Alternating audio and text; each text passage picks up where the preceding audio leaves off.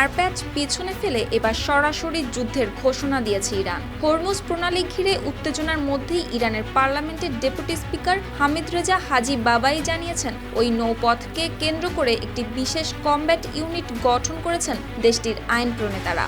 এই ঘোষণায় স্পষ্ট করে দেয়, মধ্যপ্রাচ্যে উত্তেজনা থামার বদলে পরিস্থিতি হয়ে উঠছে আরও জটিল। 19 এপ্রিল রোববার দেশটির সংবাদ মাধ্যম ইরান ইন্টারন্যাশনালের প্রতিবেদনে উঠে এসেছে এ তথ্য। সেখানে ডেপুটি স্পিকারের দাবি, এই ইউনিটে অংশ নিয়েছেন প্রায় সব সংসদ সদস্য এবং প্রয়োজনে যুক্তরাষ্ট্রের বিরুদ্ধে অস্ত্র হাতে নিতে প্রস্তুত রয়েছেন তারা। এর আগে ফার্স্ট নিউজ এজেন্সিকে দেওয়া সাক্ষাৎকারেও একই ধরনের বক্তব্য দেন তিনি।